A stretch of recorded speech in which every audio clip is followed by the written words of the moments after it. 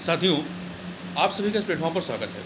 इस वीडियो में हम लोग जो है एक अंतर्राष्ट्रीय मुद्दे के बारे में बात करेंगे जो कि जनसत्ता न्यूज़पेपर में संपादकीय के रूप में प्रकाशित हुआ, जिसे ब्रह्मदीप अलूने जी ने लिखा हुआ है। इसका टाइटल है तालिबान के प्रति बदलता रूप।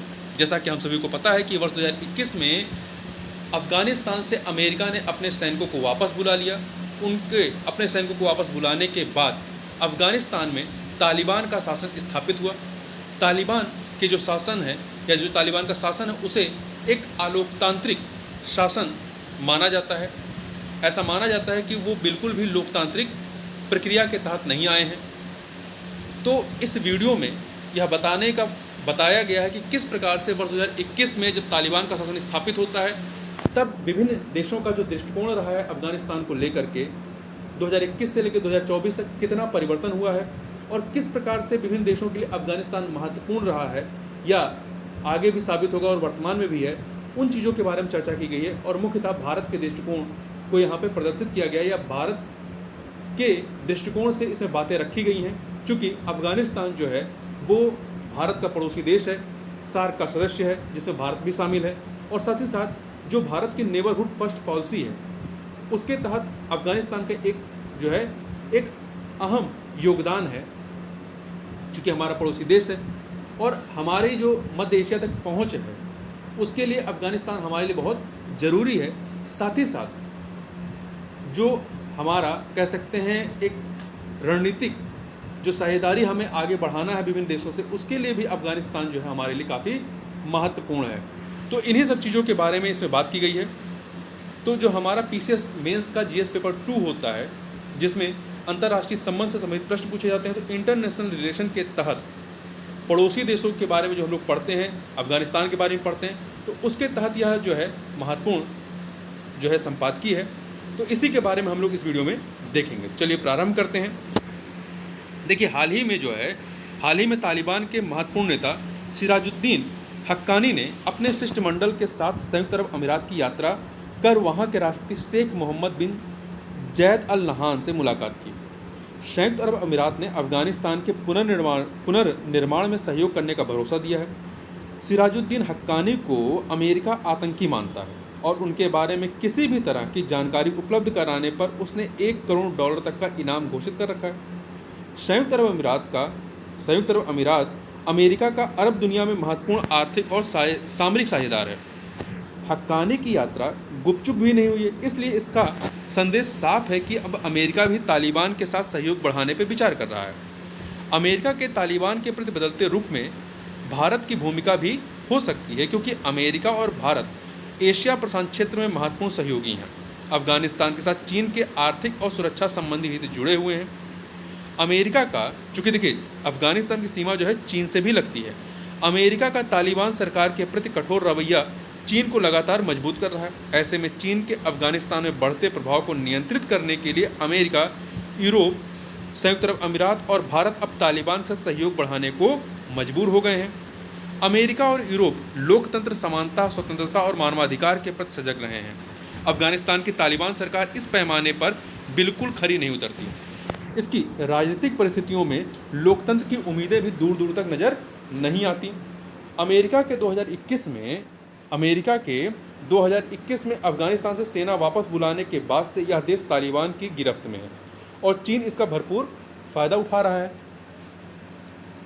चीन की महत्वाकांक्षी बेल्ट एंड रोड परियोजना में अफगानिस्तान की अहम भूमिका है और इसी के मद्देनज़र दोनों देशों के बीच 2016 में एक अहम समझौता हुआ था। यहाँ के खनिज संसाधनों, मतलब अफगानिस्तान के खनिज संसाधनों का इस्तेमाल करने के लिए चीनी कंपनियाँ पूरी तैयारी कर रही हैं। इन खनिजों में अत्याधुनिक तकनीक के जरिए माइक्रोचिप में लगने वाले महत्वपूर्ण खनिज शामिल हैं। अफगानिस्तान में चीन का बढ़ता प्रभाव अमेरिका और उसके सहयोगी देशों के लिए संकट बढ़ा रहा है। यह भारत के आर्थिक और सामरिक हितों के खिलाफ भी है। इसका असर कई बहुउद्देशीय विकास परियोजनाओं पर भी पड़ सकता है। तापी गैस परियोजना, जिसमें 4 देश शामिल है, ध्यान रखिएगा, तापी गैस परियोजना में तुर्कमेनिस्तान, अफगानिस्तान, पाकिस्तान तथा भारत के मध्य ये प्रस्तावित है। एशियाई विकास बैंक की आर्थिक सहायता से इसका निर्माण किया जा रहा है। इसे इस प्रकार तैयार किया गया है कि प्रतिवर्ष 3.2 अरब घन फुट प्राकृतिक गैस की आपूर्ति इन चारों देशों, भारत, अफगानिस्तान, पाकिस्तान, तुर्कमेनिस्तान, इन चारों देशों में की जा सके। चीन इस परियोजना को बाधित कर रूस और ईरान के सहयोग से प्राकृतिक गैस को दक्षिण एशिया तक पहुंचाना चाहता है। चीन जो है ईरान और रूस की यह साझेदारी चीन, रूस और ईरान की यह साझेदारी इस समूचे क्षेत्र में अमेरिकी हितों को प्रभावित कर सकती है। अमेरिका मध्य एशिया में एक सैन्य उपस्थिति भी स्थापित करना चाहता है। यह उसे रूस, चीन और ईरान जैसे प्रतिद्वंदियों पर निर्णायक सैन्य बढ़त दे सकती है। चीन का सबसे बड़ा संकट सिजियांग के पश्चिम की वह सीमा है जो मुस्लिम देशों से मिलती है। आप देखेंगे तो जो चीन की सीमा है आपकी अफगानिस्तान से भी लगती है। चीन की सीमा अफगानिस्तान से लगती है, किर्गिस्तान से लगती है, कजाकिस्तान से लगती है, ठीक है। तो देखिए जो मुस्लिम देशों से मिलती है, और यही कारण है कि चीन अफगानिस्तान में सैन्य छावनी भी बनाना चाहता है। इसके लिए दोनों देशों के बीच बातचीत शुरू हो चुकी है। चीन यह छावनी दूर दराज के पहाड़ी इलाके बखान कॉरिडोर के पास बनाना चाहता है। चीन की सीमा अफगानिस्तान से मिलती है। चीन इस इलाके को प्रभाव में लेकर पूर्वी तुर्कमेनिस्तान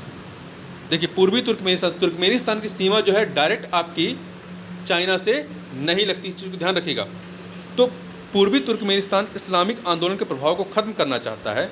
चीन का मानना है या चीन का विश्वास है कि उइगर आतंकी इसी कॉरिडोर से सिजियांग प्रांत में घुसते हैं। इन सबसे निपटने के लिए चीन तालिबान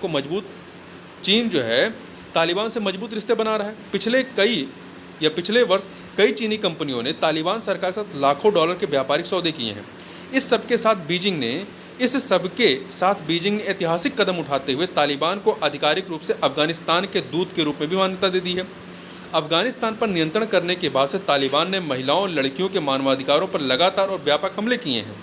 तालिबान शासन के तहत अफगानिस्तान की महिलाओं को अपने देश के राजनीतिक, आर्थिक या सामाजिक जीवन में शामिल होने के अवसर से वंचित कर दिया गया है। इसके चलते वहाँ गरीबी और बदहाली से आम जनता त्रस्त है। अफगानिस्तान भुखमरी की कगार पहुँच गया है। अमेरिका के सहयोगी संयुक्त अरब अमीरात का मानना है कि अगर आधी आबादी को भागीदारी से बाहर रखा गया तो अफगानिस्तान की अर्थव्यवस्था को पुनर्जीवित करना संभव नहीं होगा। मगर तालिबान वैश्विक आलोचनाओं से बेपरवाह चीन से आर्थिक और रक्षा सहयोग बढ़ा रहा है। इन सब के बीच अफगानिस्तान के भू रणनीतिक महत्व को देखते हुए अमेरिका, भारत, यूरोप के लोकतांत्रिक देश यह बखूबी समझ गए हैं कि अब अफगानिस्तान में प्रतिरोध की कोई मजबूत आवाज़ दिखाई नहीं देती तथा इस देश में ऐसी ताकत नहीं दिखती कि वह तालिबान से लड़ाई लड़े। तालिबान से सहयोग बढ़ाकर ही अफगानिस्तान में अपने हित सुरक्षित रखे जा सकते हैं तथा तालिबान की शासन व्यवस्था में सुधार की उम्मीद जगाई जा सकती है। 2021 में तालिबान के फिर से सत्ता में आने के बाद भारत समेत कई देशों ने अफगानिस्तान से सारे कूटनीतिक संबंध तोड़ लिए थे। भारत भी तालिबान के प्रति अपने रुख में नरमी के संकेत दे चुका है। इस वर्ष अर्थात 2024 में 26 जनवरी को संयुक्त अरब अमीरात में भारतीय दूतावास ने गणतंत्र दिवस समारोह में अफगान के कार्यवाहक दूत बदरुद्दीन हक्कानी को आमंत्रित किया था। रूस, ईरान, तुर्की और भारत सहित कई अन्य देशों ने न केवल मानवीय परियोजनाओं पर बल्कि काबुल जो अफगानिस्तान की राजधानी है में अपने राजनयिक मिशनों को फिर से खोलकर भी तालिबान के साथ जुड़ने का प्रयास किया है। इस समय तालिबान अफगानिस्तान में निरंकुश शासन चला रहा है।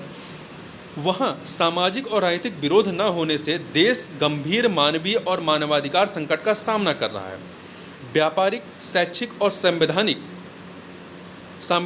संस्थानों के बंद होने से न केवल देश में अर्थव्यवस्था बढ़ी है बल्कि लाखों लोगों की जिंदगी और आजीविका पर भी संकट गहराया हुआ है। संयुक्त राष्ट्र इस देश में मदद तो कर रहा है लेकिन वह भी तालिबान शासन के संगीनों के साये में हो रही है।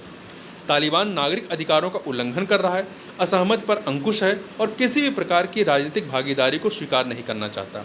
संयुक्त राष्ट्र के प्रारंभिक लक्ष्य वैश्विक शांति और सुरक्षा बनाए रखना, दुनिया के लोगों की भलाई को बढ़ावा देना और अंतर्राष्ट्रीय और मैत्रीपूर्ण सहयोग के माध्यम से इन लक्ष्यों को प्राप्त करना है। अफगानिस्तान की तालिबान शासन व्यवस्था किन्हीं भी लक्ष्य को प्राप्त करने के प्रति गंभीर नहीं है, लेकिन फिर भी दुनिया मजबूर होकर तालिबान को स्वीकार कर रही है। जाहिर है कि दुनिया की बदलती राजनीतिक परिस्थितियों में मानवाधिकार कहीं पीछे छूट रहा है तथा आर्थिक और सामरिक प्रतिबद्धताएं महत्वपूर्ण हो गई हैं। तो यहाँ पर हम लोगों ने अफगानिस्तान के विभिन्न आयामों को देखा। तो इस वीडियो में बस इतना ही। मिलते हैं नेक्स्ट वीडियो में, तब तक के लिए बहुत बहुत धन्यवाद।